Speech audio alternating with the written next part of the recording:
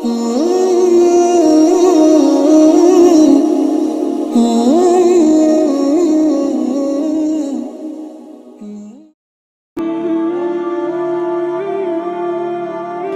کے بادشاہ نے اپنی بیٹی نکاح میں دی، واپس آئے، اولاد کوئی نہیں، 2 بیویاں، 86 برس کی عمر ہو گئی، مانگتے مانگتے مانگتے 60 سال کی دعاؤں کے بعد اللہ نے بیٹا دیا، اسماعیل۔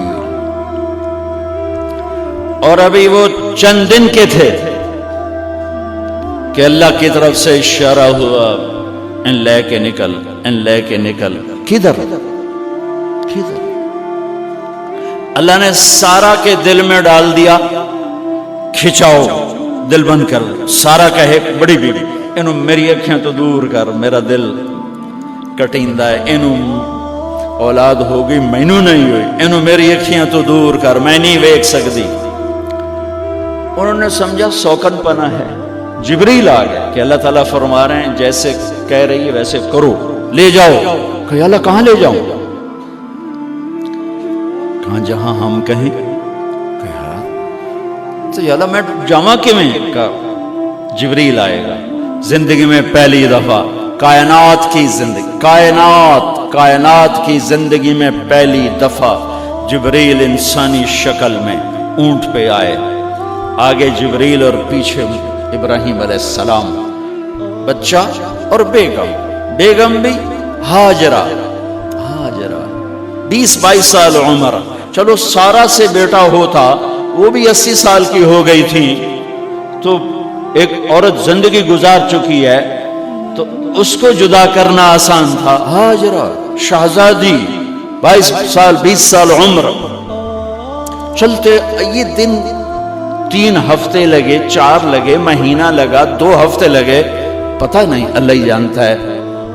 لیکن جب مکہ کی وادی میں پہنچے، جب نہ انسان، نہ درخت، نہ پانی، نہ سایہ، نہ غذا، اور ایک نشیب وادی جس کے چاروں طرف پہاڑ، صفا، مروہ، جبل ابی قبیس اور جبل ہندی یا جبل عمر، آج کل اس کا نام ہے، پتہ نہیں اس کو کیا نام تھا، اب تو سارے صاف ہو گئے۔ یہ 4 پہاڑوں میں ایک نشیب آیا، تو جبریل نے کہا یہاں اپنے بچے اور بیوی کو اتار دیں اور واپس چلے جائیں۔ جب آگ میں ڈالا تھا تو ایک لفظ نہیں بولے تھے، اور ایک طرف ہوا کا فرشتہ، ایک طرف پانی کا فرشتہ کہ ہم آپ کی مدد کریں، کہ اما الیک فلا، نہیں تمہاری ضرورت نہیں، اما الاللہ فنعم، اللہ ویکھ رہا ہے، انہوں بچاونا ہو تو بچا لے سی، یہ ساڑنا ہو تو ساڑ دے سی، میں تہاڈی لوڑ بھی فرشتوں سے بھی بے نیاز ہو کے۔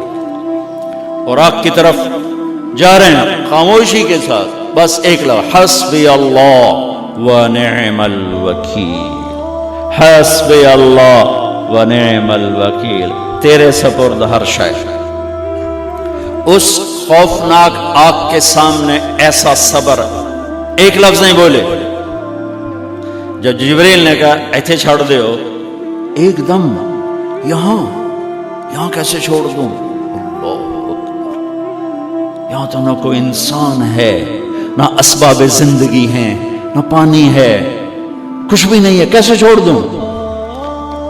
کہا آپ کے رب کا فرمان ہے یہیں چھوڑنا، کہ اس بچے کی پشت سے آخری نبی تشریف لائیں گے اور اس وادی کو میں تشریف لائیں گے۔ اسلمت لرب العالمین، ٹھیک چھوڑ دے۔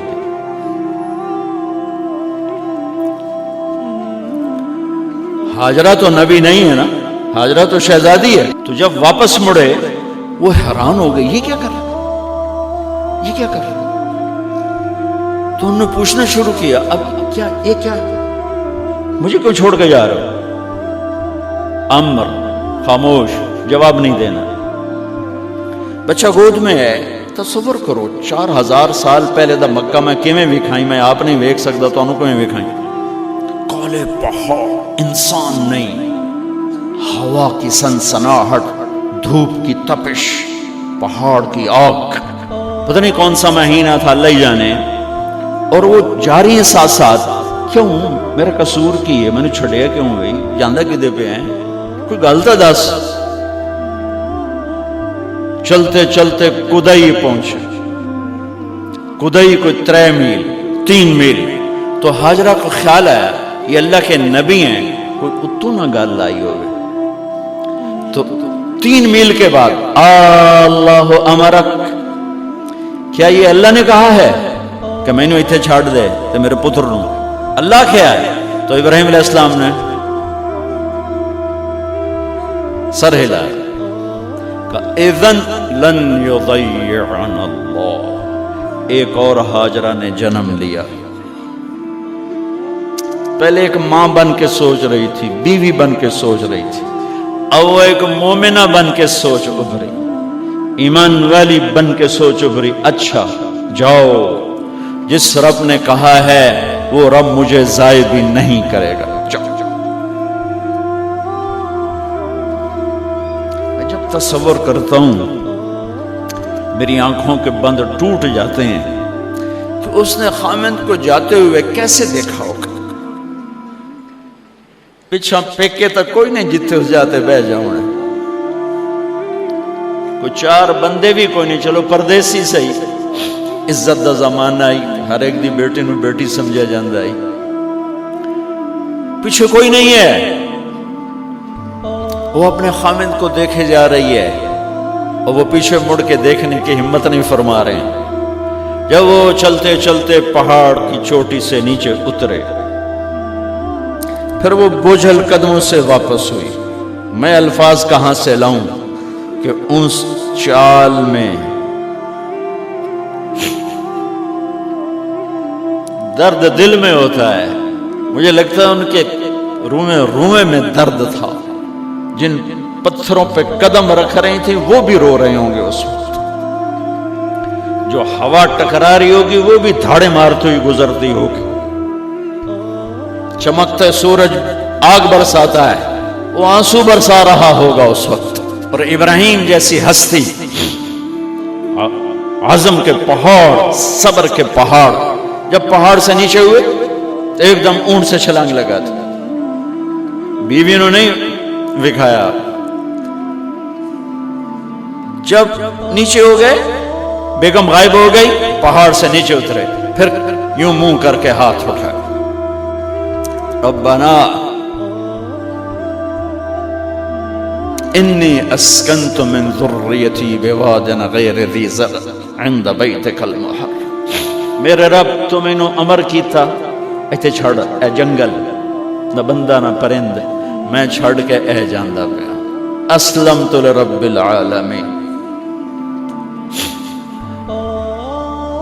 ابراہیم علیہ السلام کی زندگی پیغام ہے.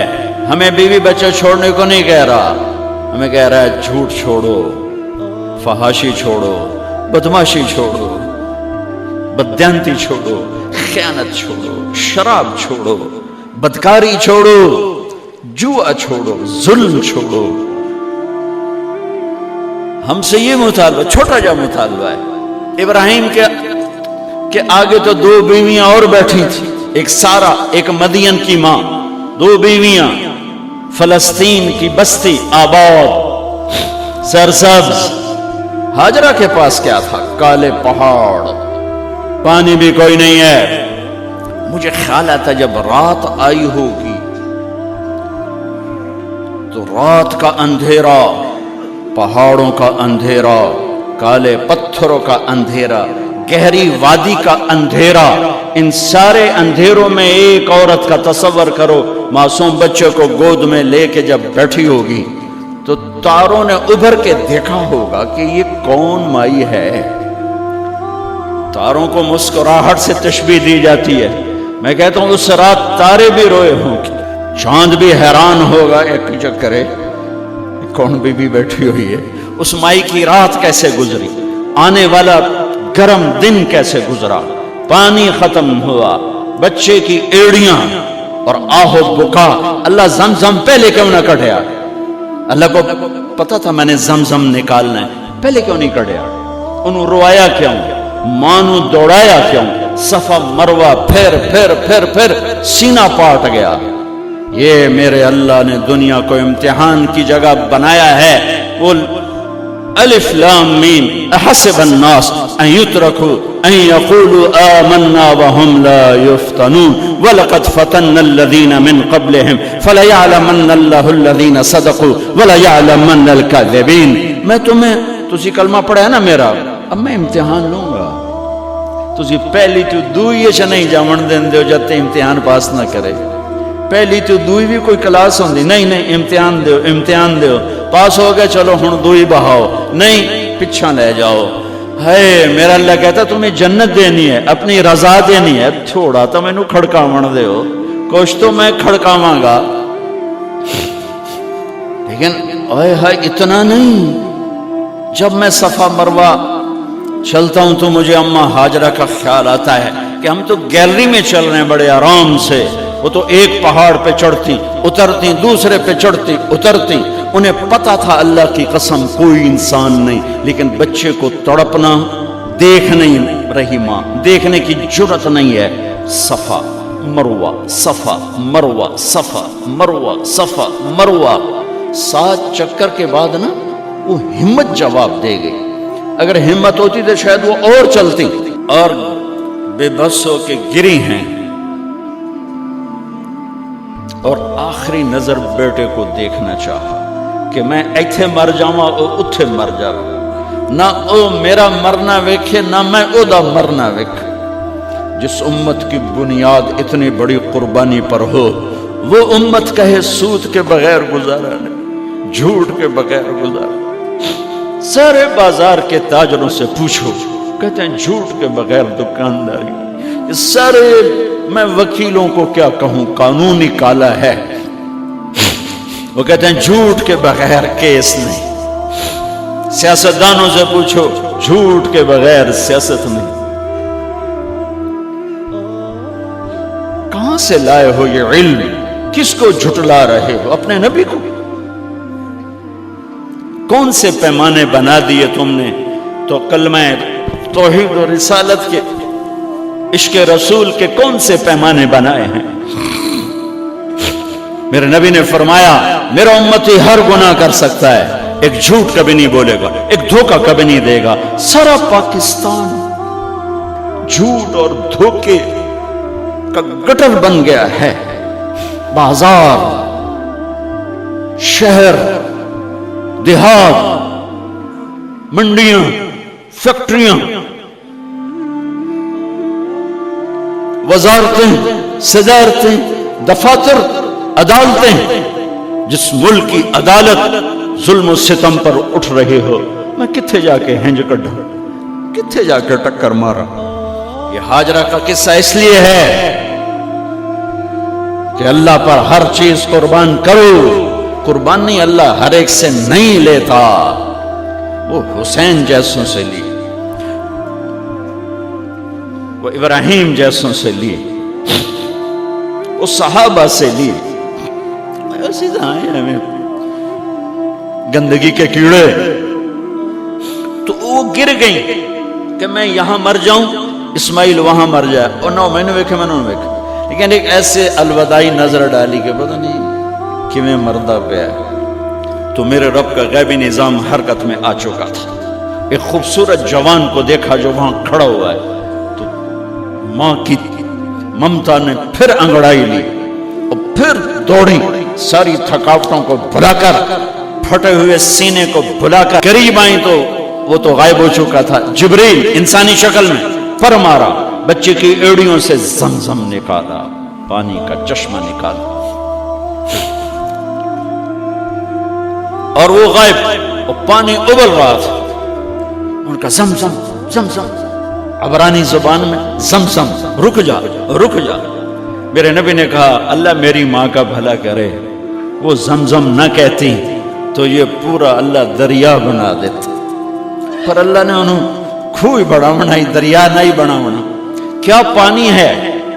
کنویں کا پانی کھڑا ہو، بیچ میں مینڈک پیدا ہو جاتے ہیں، کیڑے پیدا ہو جاتے ہیں، کتنے پونگ پیدا ہو جاتے ہیں، مچھر پیدا ہو جاتے ہیں، اس میں گھاس نکل آتی ہے، کائی نکل آتی ہے. ساری دنیا میں پھر کے جاؤ دیکھو، واحد زمزم کا کنواں ہے جس میں مینڈک پیدا نہیں ہوتا، کیڑے پیدا نہیں ہوتے، پونگ پیدا نہیں ہوتے، کوئی مچھر پیدا نہیں ہوتا، کوئی گھاس پیدا نہیں ہوتا، کوئی کائی پیدا نہیں ہوتی، صاف شفاف. اور جو ہی اوپر سے موٹر چلتی ہے پانی کو کھینچنے کے لیے تو 6-7 سوراخ ہیں. سب سے بڑا سوراخ بیت اللہ کی طرف ہے، حجر اسود کی طرف ہے، اس سے پانی ابلتا ہے طوفان کی طرح. اور جو ہی موٹر بند ہوتی ہے تو وہ چشمے کا پانی، وہ سوراخوں سے پانی بند ہو جاتا ہے. یہ میرے رب کی مدد، نصرت، کہ تم اللہ کو راضی کرنے کے لیے قدم اٹھاؤ، تمہارا ہاتھ پکڑ لے گا، تم اس کی رحمت تمہیں اپنی چھاؤں میں لے لے گی.